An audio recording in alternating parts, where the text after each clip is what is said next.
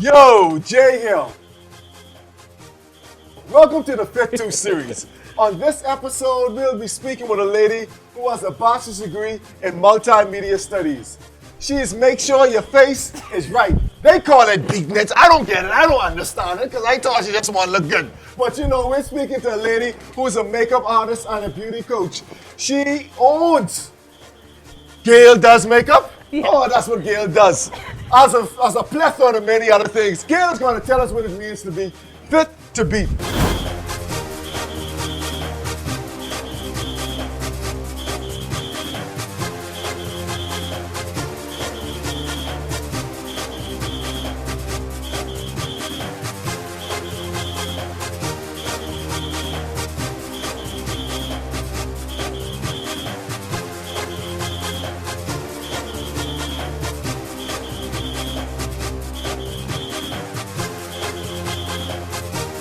Welcome, Gail.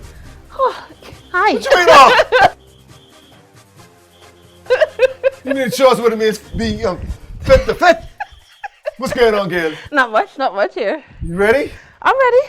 What's going on? Tell us about your fitness journey. Okay. I have always been into fitness a little bit. I ran in high school. Mm-hmm. I played volleyball in high school. And then, of course, when you go off to college, I gained like the freshman 20 instead of 15. And then I lost it. And then I gained it again. So now I'm back on that path to getting back to where I want to be. Where you want to be. Yeah. Okay. Yeah. So you ran track. I did. What races you did? The 400, I was not good at it. Because nobody ever taught me how to run it. They just was like, run this. Go. So I sprinted like the first 300 meters and died the last 100. I ran the 4, the 2, and the 1. 4, the 2, and the 1? Oh, so you all right. What school? Sunland. Sunland? Yeah. That's the Freeport school. Yes, that's Freeport. I mean, you didn't run against anyone that's Freeport, so you know. Right? That's still a tent city, the right? hate is strong in this one. You know what I mean? So tell us what it means to be fit to beat, Gail. What it means to be fit to beat. Well, even as a makeup artist, it's important for you to keep your body fit. You can work a lot of long hours depending on which genre you land in. So like weddings and stuff, you know, people like to have huge bridal parties. You're on your feet like the entire time, and that could be anywhere from, I don't know, an hour to 8 hours, depending on how much people you have to do. So, you know, your back, your arms, your lifting equipment, your chair, your kick could be anywhere from 20 to 40 pounds. Like, you have to be able to, you know, function and last, pretty much. So, yeah. And so when you say your kit, that's like all your makeup stuff? All your makeup stuff. Why would that be so much? I mean, just makeup, just some powder, poof, poof, poof. Powder, foundation, shadows, brushes. If you use airbrush machine, like, that's a lot. That's a lot? That's a lot. I mean, so why we have to go through all that, Gail? Why we just can't put you a little, you know, and call it a quick day? Why we just can't throw some powder here and walk in the way? I mean, you can. I'm good to go. You can. But it may not be what you want. The results are not going to be the same. So why come to you? I mean, because from what I understand, females been playing with dolls and makeup all their life, right? So I mean, as a child from 9, 10, you know, you might wait till 15 to get your makeup game together. So why would I need an artist like yourself? My makeup game was not together at 15, sir. It was greasy gloss and black. I think some people black still liner. using that later on in life as well. Yeah, but going to a professional, the difference between you doing, now there are some women who do a fantastic job themselves, like they really do. But when you go to a professional, it's the experience that you want. Like you want the makeup to last. And there's a difference between consumer products and pro products, which a professional makeup artist will have in her bag. And it's the technique. So you can do it yourself, but sometimes you just want to be pampered. You don't want to have to do it yourself. So it's pampering. It's an experience. It's a whole experience. Now let me show you my makeup skills, right? So watch this. First, you powder it, you see? You know, you put down the foundation just like the house. So you can put 1 or 2. See, and you have the what you call it? The stick, right? So you don't just put it on, you put it like a stick here, a stick there, a stick here, a stick there, right? And then you blend it in, get the smooth foundation. Then, right? Then you can put the blush for the contour lines if you wanted to. You know, depends how you want to do the lines, right? And then you blend in mascara. No. Shadow. See it going on. Tell me if I get it wrong now. You put your shadow. Sometimes people be too heavy with it, but it's always with the blending, right? And then you could mascara. Get the eyelash going, you know. We ain't gotta put it on them big things so you can fly like a butterfly. So you just get the eyelash, you know, so you could, you know, get that ticket from the police. So you can blink. Yeah. And then if you want to with your eyeshadow, you know, you have to do that, right? Pull it. And then if you want to add some more contours or narrower frame, you put a little thing here. That's plain. So we don't do that no more. No. Right? So I get the basics together. No, go ahead. You know, you have the general concept of things, right? For the most part, yes. You know, you got the names right for the most part. Bingo. Okay, great. You know a little something. That might be a problem that I got the names right, so I don't know. No man. So how do you? People hire you to do a certain task, right? How do you go about saying, I know you want this style of makeup, this brand of makeup, this blending, this color, and saying, hey, I think this works best for you. How do you go about having that type of conversation? As a professional, you have to be able to take control of you basically set the tone for whatever that appointment is. So you might have a client who says, I want to look brighter, you know, I don't want to look too dark. And I'm like, sis, but you dark, you know, and that's all right. So as a pro, I have to be able to gently steer her in that direction and suggest, well, maybe let's try it this way and maybe find a compromise elsewhere. Because at the end of the day, when she walks out of the door, it's my name on it, you know? Yes. So I can't send her out in something that I'm not proud of, but I also want the client to be happy. So, and sometimes people they don't know any better, sometimes. So sometimes you have to show them better than you could tell them. And I think once you do that, it's not as hard as you might think. It's not as hard as you might think? No. Okay. Now, it's all about finding the right tone, complexion. I don't know the right words. You got to help me out here. You got the right foundation. It's the right tone. Yeah. So what would be my complexion? If you have to go down the chart line, I don't know, Gail. I would fall somewhere, probably in medium dark. Like, medium dark? Yeah. So what about hazelnut, macalaco, something like that? No, nothing like that. I want a sexy designation, man. I want no medium dark like this. Just some normal coffee, man. I mean, you know, I need something. Lie to me, Gail. Lie to me. Lie to me. You might be a hazelnut. You may fall somewhere in that. See how easy, man. Let's just lie to us, man. Just lie to you. Just lie to me. So Gail, your professional background is in multimedia studies. Yes, I have a degree in multimedia studies, film, video, and new media. What is all of that? What it says. So I learned about film, anything that was new at the time, media-wise. So this was when Twitter was like a newer form of social media. I think like Facebook, like all of those things, you kind of learned about. So my degree kind of encompassed all of that. I landed somewhere on the spectrum of being an editor. Like that's the part of the process that I fell in love with. So I spent about 4 years doing that before we moved to Barbados. Oh, yeah. Speaking of moving. Yes. So it's my understanding you're from Freeport by way of Abaco, or you're from Abaco by way of Freeport? Freeport by way of Abaco. To Nassau, to Barbados. Yes. So tell us about that experience, that the cultural difference of being from, even though it's a Caribbean island, from being from the Bahamas and moving to Barbados. I would say our cultures are very similar. When we first landed, I was like, this feels like Nassau. Slightly less killy than Nassau, you know. But Pardon me? Pardon me, Freeport. Freeport is safe, okay? I mean, one house every 2 miles, who would you murder? But carry on. I would say that our cultures are similar. Different enough, but similar. I found Bajans, like that. I felt embraced by the community. Like I built a lot of good relationships there. We didn't know anybody when we moved down there, so it was an adventure kind of. Like it was literally just me and Wenrick. Like we didn't know anybody. Yeah, it was. I looked at it as an adventure, someplace to go and learn something new, learn a new culture, get to know people. So it was a good experience in that way. There were definitely some parts of it where I was homesick.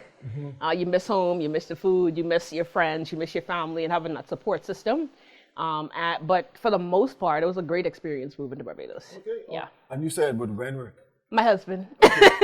So you have one or two husbands? Just one. Just one husband Just and one child. Just one child. Okay, One for husband. now. For now. Okay, awesome sauce, awesome sauce. You said there's a difference with food and all. Yeah. What is your favorite Bajan dish? Ooh. Okay, so my favorite, it's not really a dish, it's a baked good. And I was really mad because I didn't find out about it until my last day in Barbados. And it's called a turnover.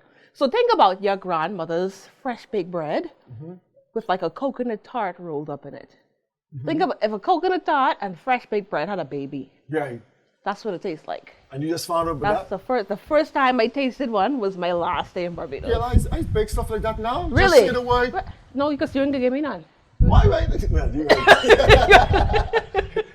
You're sort of right. You're sort of right. You're sort of right.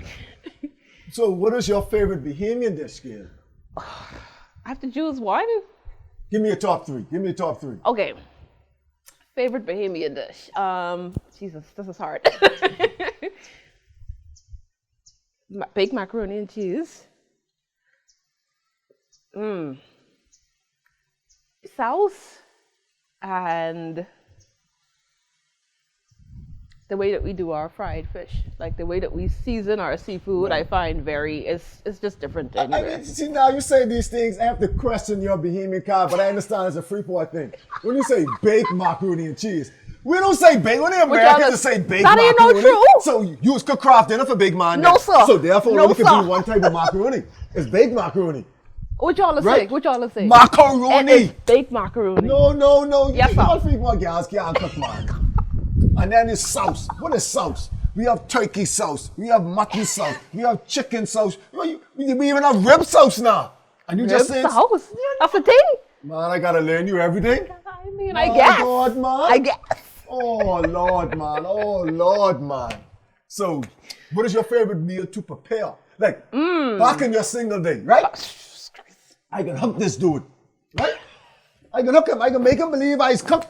But I can just do this one dish, my signature dish. You know, I can call mommy and get some tricks, but this is my one dish to hook him. What is that dish?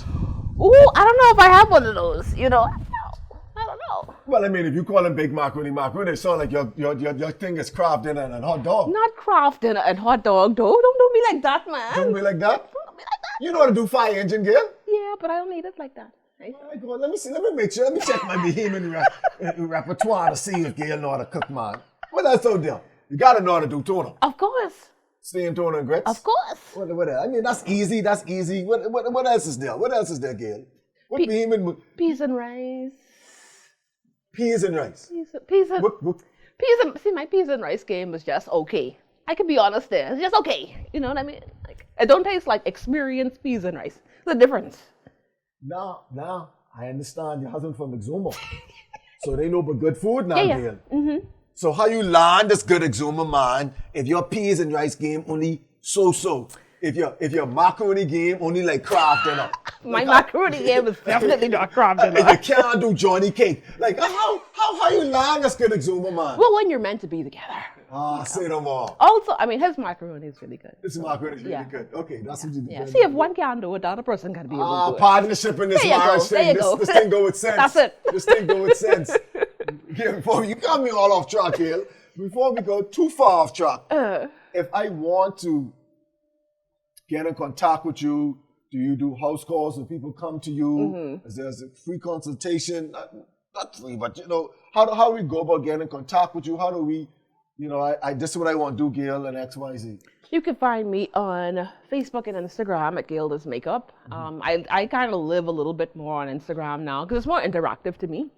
My portfolio, if you wanted to see more of my work, is gailclarke.pro. And I do house calls. I'm also working on my little studio right now. I think I'm gonna keep it a little bit more to studio appointments for now until we figure out this whole Rona situation, because I could control the environment in there a little bit more. And makeup is a little bit more high risk right now because you kind of have to be close to people in close proximity, and then the client you can't really wear a mask while I'm doing the face. So yeah, I do house calls on a limited basis for now, but definitely, you could find me on Instagram or Facebook. Shoot me an email and go. Yeah, all right. We go from there. What's the last book you read? The last book I read, the last book that I'm currently reading is called The House That Faith Built, and it's by a Bahamian author. Tell us about it. Yeah, so it's just about her journey of faith, and how she relates that to things that have happened in her life. But I found it a good read. It's a good refresher for me. I think everybody goes through times when their faith could kind of ebb and flow. So for me, it's a good pick me up. Okay. Yeah. Okay. Yeah. What is your favorite movie of all time? My favorite movie? Oh my God, this is really difficult. What is something that I can go back and watch? I don't know if I could choose. I don't think I could choose. No. Favorite movie of all time? There are way too many. Way too many? Yeah, because my taste is it's eclectic. Like I like older stuff. I like some of the newer stuff. I like some foreign films. Like it's difficult to choose one. Oh, you have a rare thing. Okay. Yeah. Okay, that's the artist in you. Yes. Because makeup is artistry. Were you like good in art? Were you always creative? Would you like to draw? Is that how? Yeah, I would call myself a storyteller. So I've always been into art, whether it was painting or writing or anything to do with being able to tell a story visually. And so for me, makeup is kind of like that. You're telling a story.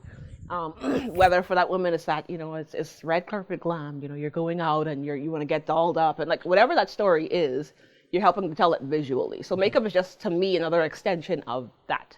That's how I got into film, the storytelling part of it. So to me, it just comes down to being able to tell a story and express it in a visual way. Right, so you do different styles of makeup. It's not just, I'm going to a ball buying. No, because the look is dependent on the occasion. It depends on what she has on. It depends on her personality, because there are some women who like less and who like more. So for me, whenever I have like a student or something, I'll tell them, makeup is like a cake, right? I'm listening. Right. I like cake. So we like cake, right? Now. Everybody likes cake. Everybody likes cake. When it comes to like the bells and whistles, so like your shadow and your lipstick and your blush and all that stuff, consider that the frosting, right? So you do a good base, that's your cake. The frosting, some people don't like frosting. Some people like a little bit of frosting. Some people like a lot of frosting. That's their favorite part of the cake. So it just really depends on what she likes. Okay. Yeah. You say you're a writer. Yeah. You write what type of stories? Poetry, just stories?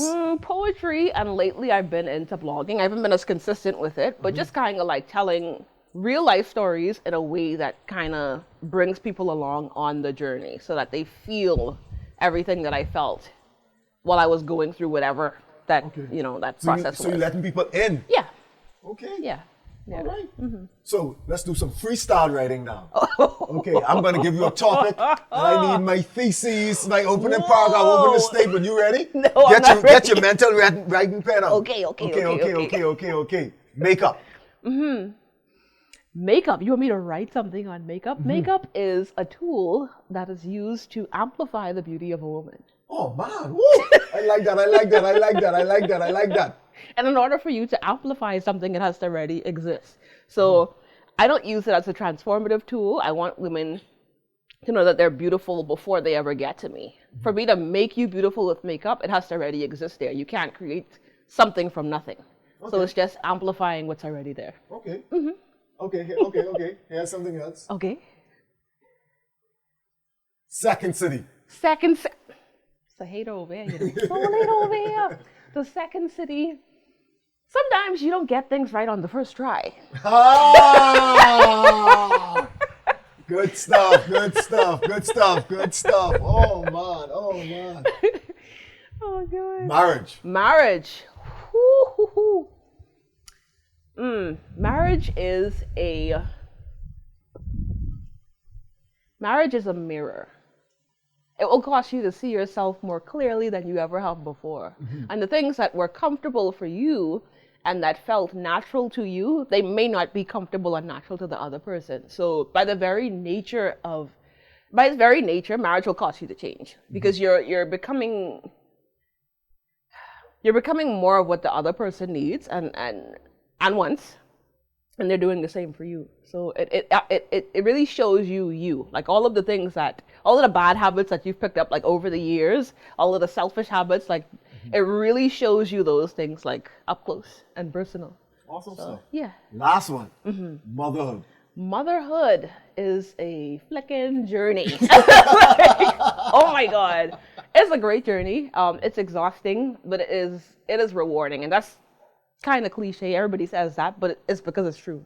It is the most rewarding, most exhausting, most exhilarating journey you probably ever take in your life. Yeah. All right, good stuff, man, Gail. All right. Have you painted anything recently? I have not. Okay, so we're not gonna dabble into that. But you seem like a good writer. You definitely is an impromptu person, so you're on it. Before we go, is there anything else you'd like to tell the audience about you? Anything you're involved with? Anything coming up? I mean, because you're blogging, but so like you really need to put these things old school, like on paper. On paper, yes. You know, so yes. let us know.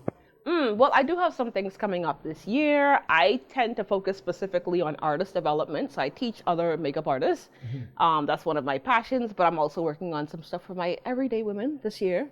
Some signature events for them, so y'all pray that this vaccine take hold so that we're able to actually get back in person. I think everybody's kind of zoomed out and tired of being online, so I'm looking forward to actually being able to reconnect in a social distancing kind of way with everybody. Yeah. So I have classes coming up. I have a coaching program coming up later on into next year. So yeah, keep an eye out on my social media, and that's where you'll see everything. Good stuff, Gail. Gail, thank you. I really appreciate this. I got a better understanding of how to beat a face, even though I got my beat game theory was on point. No practical experience, but the theory was there. Woman, so I have, I got it down pat. But I thank you for enlightening us and letting people know they can reach out to you if they want to learn, B, get their face beat the right way. And so we appreciate that. Thank you guys for tuning in. Tune in next week for another exciting episode with another dynamic individual who knows how to cook more food than hot dog and craft dinner. Jay out. See you.